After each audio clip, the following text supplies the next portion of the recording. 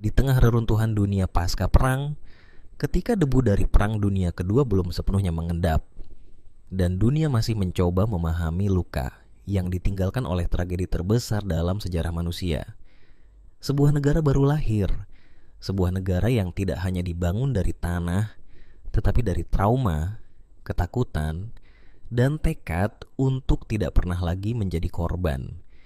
Tahun 1948, Israel berdiri. Namun kelahirannya bukanlah awal dari kedamaian. Justru, itu adalah awal dari ancaman yang tak pernah berhenti. Dikelilingi oleh negara-negara yang menolak keberadaannya, dibayangi oleh perang yang bisa pecah kapan saja, dan dihantui oleh memori kelam Holocaust. Israel memahami satu hal dengan sangat jelas. Jika mereka tidak tahu apa yang direncanakan musuh, mereka tidak akan bertahan hidup. Dan dari kesadaran itulah, sebuah bayangan mulai dibentuk, bayangan yang tidak terlihat, tidak terdengar, namun mampu menjangkau seluruh dunia. Itulah awal dari Mossad. Sebelum Mossad resmi berdiri, sudah ada jaringan-jaringan rahasia yang bekerja dalam diam. Kelompok-kelompok intelijen Yahudi seperti Haganah dan unit elitnya, Shai, telah beroperasi jauh sebelum Israel menjadi negara. Mereka bukan sekadar pengumpul informasi. Mereka adalah penyusup, pengamat, dan dalam beberapa kasus, pembunuh. Di bawah tekanan eksistensial, mereka belajar satu hal penting. Informasi adalah senjata, dan seringkali lebih mematikan daripada peluru. Ketika Israel resmi berdiri, kebutuhan akan organisasi intelijen yang lebih terstruktur menjadi tidak terelakkan. 3 badan intelijen pun terbentuk: Aman, intelijen militer; Shin Bet, keamanan dalam negeri; dan satu lagi, yang berbeda dari yang lain, yang tidak terikat aturan medan perang, yang tidak mengenal batas negara, yang bekerja di luar hukum, di luar sorotan. Tahun 1949, Mossad lahir. Nama lengkapnya Hamossad Lemodiin u Letafkidim Meyuhadim, Institut untuk Intelijen dan Operasi Khusus. Namun dunia hanya mengenalnya sebagai satu kata, Mossad. Sejak awal, Mossad tidak pernah dirancang untuk menjadi lembaga biasa. Mereka tidak hanya mengumpulkan informasi, mereka menciptakan realitas. Operasi mereka tidak dibatasi oleh hukum internasional, tidak oleh moralitas konvensional, dan seringkali tidak oleh rasa kemanusiaan. Bagi Mossad, hanya ada satu prinsip: keamanan Israel di atas segalanya. Jika itu berarti menyusup ke negara lain, mereka akan melakukannya. Jika itu berarti mencuri rahasia militer, mereka akan melakukannya. Jika itu berarti menghilangkan seseorang, mereka juga akan melakukannya. Dan dunia seringkali tidak pernah tahu. Salah satu operasi paling terkenal Mossad dimulai bukan dari strategi militer, tetapi dari dendam sejarah. Setelah Holocaust, banyak penjahat Nazi melarikan diri. Mereka bersembunyi di berbagai penjuru dunia, mengganti identitas, membangun hidup baru, seolah masa lalu mereka tidak pernah ada. Namun bagi Mossad, tidak ada kata benar-benar hilang, dan tidak ada yang benar-benar dimaafkan. Tahun 1960, target Adolf Eichmann, salah satu arsitek utama Holocaust, seorang pria yang bertanggung jawab atas kematian jutaan orang Yahudi. Dia ditemukan hidup tenang di Argentina, menggunakan nama palsu, menjadi warga biasa, seolah dunia telah melupakannya. Namun Mossad tidak pernah lupa. Operasi rahasia pun dimulai, agen-agen dikirim, mereka mengawasi, mengikuti, menunggu, hingga akhirnya pada suatu malam yang sunyi, Eichmann diculik tanpa suara, tanpa peringatan. Dia diselundupkan keluar dari Argentina, dibawa ke Israel, dan di sana dia diadili. Dunia terkejut. Bagaimana mungkin sebuah negara kecil mampu menculik seseorang dari negara lain tanpa terdeteksi? Jawabannya sederhana. Karena Mossad tidak bermain dengan aturan yang sama. Mereka juga membentuk masa depan. Selama Perang Dingin, dunia terbagi menjadi dua kekuatan besar, Amerika Serikat dan Uni Soviet. Namun di antara bayang-bayang konflik global itu, Mossad memainkan permainannya sendiri. Mereka menyusup ke program senjata negara-negara Arab, mencuri dokumen rahasia, merekrut agen dari dalam, dan dalam beberapa kasus menghancurkan proyek sebelum sempat berkembang. Salah satu fokus utama mereka mencegah musuh memiliki senjata pemusnah massal. Karena bagi Israel, itu bukan sekadar ancaman. Itu adalah potensi kehancuran total. Dan Mossad tidak akan membiarkan itu terjadi. Tetapi kemampuannya untuk menghilang. Operasi mereka seringkali tidak tercatat, tidak dikonfirmasi, dan tidak pernah diakui secara resmi. Namun dampaknya nyata. Rezim jatuh, program senjata gagal, tokoh-tokoh penting menghilang, dan di balik semua itu hanya ada satu jejak yang samar, bayangan. Tidak ada seragam, tidak ada medali, tidak ada pengakuan, hanya misi dan keheningan. Balas dendam di langit Munich. Tahun 1972, dunia berkumpul di Jerman Barat, sebuah perayaan olahraga terbesar umat manusia, Olimpiade. Namun di balik semangat persatuan itu, terjadi salah satu tragedi paling kelam dalam sejarah modern. Kelompok militan Palestina, Black September, menyandera atlet Israel, dan dalam hitungan jam, situasi berubah menjadi mimpi buruk. 11 atlet Israel tewas, dunia terdiam, Israel tidak. Di balik pintu tertutup, sebuah keputusan diambil. Bukan diplomasi, bukan negosiasi, tetapi pembalasan. Operasi itu dikenal sebagai Wrath of God. Mossad diberi mandat penuh, targetnya jelas. Semua yang terlibat dalam serangan Munich harus ditemukan dan dihapus. Tidak peduli di mana mereka bersembunyi, tidak peduli seberapa lama waktu yang dibutuhkan. Perburuan global dimulai. Daftar kematian. Satu persatu nama dikumpulkan, informasi dirangkai, jejak-jejak kecil disusun menjadi peta besar, dan kemudian eksekusi dimulai di kota-kota Eropa, Paris, Roma, Athena. Target-target mulai jatuh. Beberapa ditembak di jalanan, beberapa meledak bersama mobil mereka, beberapa menghilang tanpa jejak. Tidak ada pola yang jelas, tidak ada tanda peringatan. Hanya satu kepastian, jika nama Anda ada di daftar itu, cepat atau lambat, Mossad akan datang. Namun tidak semua berjalan mulus. Tahun 1973, di Lillehammer, Norwegia, sebuah kesalahan fatal terjadi. Seorang pria tak bersalah dibunuh, disangka sebagai target. Dunia mulai memperhatikan, dan untuk pertama kalinya bayangan Mossad mulai terlihat. Senjata yang tak terdengar. Mossad belajar dari kesalahan, dan mereka berevolusi. Metode menjadi lebih halus, lebih presisi, lebih tidak terdeteksi. Senjata mereka bukan hanya peluru, tetapi racun, teknologi, dan manipulasi psikologis. Seseorang bisa duduk di kafe, menyeruput kopi, dan beberapa menit kemudian jatuh tanpa tanda kekerasan. Serangan jantung, kata laporan, kebetulan, kata publik. Namun bagi mereka yang tahu, itu bukan kebetulan, itu adalah operasi. Musuh yang tak terlihat seiring waktu. Musuh Mossad berubah, tidak lagi hanya individu, tetapi jaringan, organisasi, negara. Ancaman menjadi lebih kompleks, dan Mossad harus menjadi lebih kejam. Fokus baru muncul, menghentikan pengembangan senjata berbahaya di Timur Tengah. Para ilmuwan menjadi target, para insinyur menjadi target. Siapapun yang dianggap berkontribusi pada ancaman terhadap Israel masuk dalam radar. Beberapa menerima ancaman, beberapa mengalami kecelakaan, beberapa tidak pernah ditemukan lagi. Pesannya jelas, jangan pernah melawan dari bayangan. Jika Anda tidak siap menghadapi bayangan yang lebih gelap, operasi yang tak pernah diakui.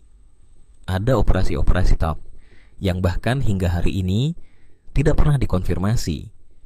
Namun jejaknya ada.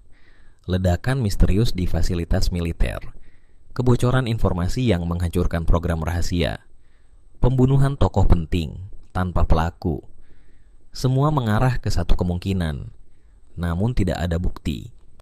Dan itulah kekuatan terbesar Mossad, plausible deniability, kemampuan untuk melakukan segalanya tanpa pernah benar-benar terlihat melakukannya. Permainan psikologis, namun Mossad tidak hanya membunuh. Mereka menciptakan ketakutan, ketidakpastian, paranoia. Target tidak hanya dihancurkan secara fisik, tetapi juga mental. Bayangkan hidup Anda, mengetahui bahwa seseorang mungkin mengawasi setiap langkah Anda, bahwa setiap panggilan telepon bisa disadap, bahwa setiap orang di sekitar Anda bisa jadi bukan siapa yang mereka katakan. Itulah senjata Mossad yang paling efektif, ketakutan yang tidak pernah hilang, garis tipis moralitas. Namun di balik semua operasi ini, ada pertanyaan besar. Apakah semua ini bisa dibenarkan? Apakah keamanan sebuah negara membenarkan pembunuhan tanpa pengadilan? Apakah tujuan benar-benar menghalalkan cara? Bagi Mossad, pertanyaan itu tidak relevan. Karena bagi mereka, kegagalan bukan berarti kehilangan reputasi, tetapi kehilangan negara. Dan dalam dunia seperti itu, moralitas menjadi kemewahan. Musuh baru, Iran, dan bayangan nuklir. Di awal abad ke-21, satu nama mulai mendominasi kekhawatiran Israel, Iran. Program nuklirnya berkembang, ambisinya meningkat, retorikanya semakin tajam. Bagi Israel, ini bukan sekadar ancaman politik, ini adalah ancaman eksistensial. Dan seperti biasa, Mossad tidak menunggu. Mereka bergerak lebih dulu, perang dalam diam. Alih-alih serangan militer terbuka yang bisa memicu perang besar, Mossad memilih jalur lain, perang diam. Targetnya jelas, menghambat program nuklir Iran tanpa memicu konflik langsung. Dan disinilah dunia mulai melihat bentuk baru dari operasi intelijen. Ilmuwan dalam bayangan, dalam beberapa tahun, sejumlah ilmuwan nuklir Iran menjadi korban. Beberapa ditembak saat berangkat kerja, beberapa terkena bom magnet di mobil mereka, beberapa meninggal dalam keadaan misterius. Tidak ada klaim resmi, tidak ada pengakuan. Namun pola itu terlalu jelas untuk diabaikan. Setiap kematian bukan sekadar kehilangan individu, tetapi pukulan terhadap kemajuan program. Pesannya jelas, pengetahuan bisa menjadi target. Senjata baru, virus yang mematikan. Namun salah satu operasi paling revolusioner tidak melibatkan peluru, tidak melibatkan bom, melainkan kode. Sebuah malware canggih dikenal dunia sebagai Stuxnet virus ini dirancang untuk satu tujuan, menyusup ke fasilitas nuklir Iran dan menghancurkannya dari dalam, tanpa suara, tanpa ledakan, tanpa jejak yang jelas. Ia menginfeksi sistem komputer industri, mengambil alih kendali mesin sentrifugal, membuatnya berputar di luar batas aman, hingga akhirnya rusak, hancur. Tanpa operator menyadari apa yang terjadi, ini bukan sekadar serangan. Ini adalah bukti bahwa perang telah memasuki dimensi baru. Operasi arsip rahasia, namun Mossad tidak berhenti di sana. Salah satu operasi paling berani dalam sejarah modern terjadi di jantung Iran sendiri. Target, arsip nuklir rahasia. Lokasi, gudang yang tampak biasa di Teheran, namun di dalamnya tersimpan ribuan dokumen, rahasia program nuklir, desain, rencana, ambisi tersembunyi. Dalam satu malam, tim Mossad menyusup, menembus sistem keamanan, membuka brankas, dan mengambil puluhan ribu file. Dalam hitungan jam, mereka menghilang, keluar dari negara itu tanpa jejak. Operasi ini mengguncang dunia, karena jika benar, artinya Mossad mampu masuk ke wilayah paling sensitif musuh dan keluar tanpa terdeteksi. Dunia dalam pengawasan di era digital, informasi adalah kekuatan tertinggi, dan Mossad memahami itu lebih dari siapapun.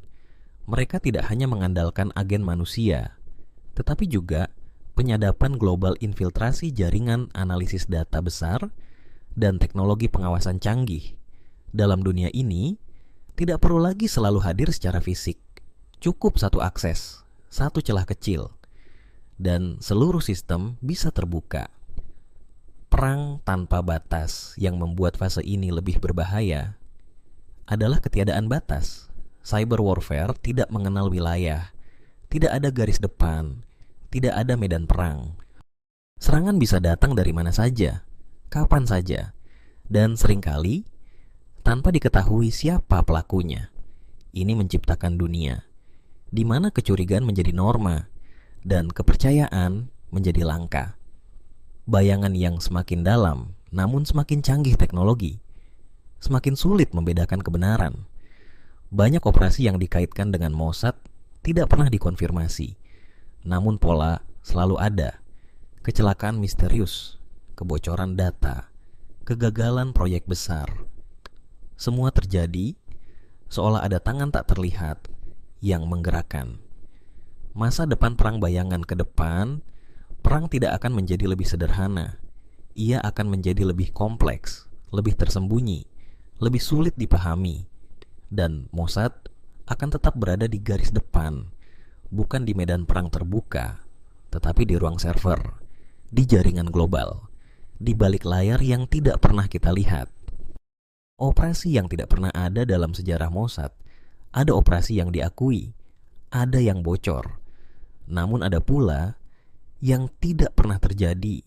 Tidak ada dokumen, tidak ada saksi, tidak ada bukti, namun rumor tetap hidup. Cerita tentang agen yang menyusup ke lingkaran kekuasaan tertinggi musuh, tentang manipulasi politik di negara asing, tentang operasi yang mengubah arah pemerintahan tanpa satupun peluru ditembakkan. Apakah semua itu nyata atau hanya ilusi yang sengaja diciptakan untuk menakut-nakuti? Dalam dunia Mossad, keduanya bisa sama-sama benar. Permainan narasi. Salah satu senjata paling kuat bukanlah senjata fisik, melainkan narasi. Mengendalikan apa yang orang percaya seringkali lebih efektif daripada mengendalikan apa yang mereka lakukan. Dalam banyak kasus, operasi intelijen tidak hanya bertujuan menghancurkan target, tetapi juga membentuk persepsi publik, menciptakan cerita tertentu, mengaburkan fakta, mengalihkan perhatian. Dan dalam era media modern, perang ini menjadi lebih intens, lebih cepat, dan lebih sulit dideteksi. Antara fakta dan konspirasi, nama Mossad sering muncul dalam berbagai teori, dari yang masuk akal hingga yang sangat ekstrim. Ada yang mengaitkannya dengan operasi global besar, ada yang menyebutnya sebagai dalang di balik layar dunia, ada pula yang menganggap semua itu berlebihan. Kenyataannya, sulit untuk memisahkan fakta dari spekulasi, karena semakin tertutup sebuah organisasi, semakin luas ruang bagi imajinasi. Dan Mossad hidup di ruang itu. Agen tanpa identitas. Siapa sebenarnya agen Mossad? Bukan sekadar pria berjas hitam seperti dalam film. Mereka bisa siapa saja. Tetangga Anda, rekan kerja Anda, atau seseorang yang Anda temui secara acak. Mereka dilatih untuk beradaptasi, menghilang, dan menjadi orang lain. Identitas mereka bukan sekadar disamarkan, tetapi dibangun ulang dengan latar belakang, dokumen, dan kehidupan yang sepenuhnya baru. Dan dalam banyak kasus, mereka harus hidup dalam kebohongan itu selamanya. Harga dari bayangan, namun kehidupan dalam bayangan memiliki harga. Tidak ada pengakuan publik, tidak ada penghargaan terbuka, tidak ada kepastian akan keselamatan. Jika tertangkap, negara bisa saja menyangkal keberadaan mereka. Jika gagal, nama mereka mungkin tidak pernah dikenal. Dan jika berhasil, dunia tidak akan pernah tahu. Ini adalah profesi. di mana keberhasilan berarti tetap tidak terlihat. Batas yang mulai kabur di dunia modern, batas antara perang dan damai. Semakin kabur, operasi intelijen terjadi setiap hari. Di berbagai negara, di berbagai level, dan seringkali tanpa disadari oleh publik. Ini menciptakan realitas baru, di mana konflik tidak lagi diumumkan, tetapi terus berlangsung tanpa henti. Masa depan yang lebih gelap dengan perkembangan teknologi, kecerdasan buatan, pengawasan massal, manipulasi digital. Kemampuan intelijen akan semakin besar dan juga semakin berbahaya. Pertanyaannya bukan lagi apa yang bisa dilakukan, tetapi apa yang akan dilakukan jika tidak ada kata-kata pain. Kebenaran yang tak pernah utuh. Mungkin kita tidak akan pernah tahu seluruh kebenaran tentang Mossad, karena sebagian besar operasinya dirancang untuk tetap tersembunyi. Apa yang kita ketahui hari ini bisa jadi hanya sebagian kecil, dan apa yang kita anggap sebagai fakta bisa saja hanyalah versi yang telah disaring. Dalam dunia ini, kebenaran bukan sesuatu yang absolut, tetapi sesuatu yang dikelola. Mossad bukan sekadar organisasi, ia adalah simbol. Simbol dari dunia yang bekerja dalam bayangan. Dunia di mana keputusan besar dibuat tanpa diketahui publik. Dunia di mana satu operasi kecil bisa mengubah arah sejarah. Ia lahir dari ketakutan, tumbuh dalam konflik, dan berkembang dalam kerahasiaan. Namun pada akhirnya, pertanyaan terbesar bukan tentang Mossad, melainkan tentang kita sebagai manusia, sebagai masyarakat, sebagai dunia. Seberapa jauh kita bisa menerima bahwa keamanan dibangun di atas rahasia, bahwa kebenaran bisa disembunyikan, dan bahwa di balik kehidupan kita yang terlihat normal, mungkin ada perang yang sedang berlangsung tanpa kita sadari.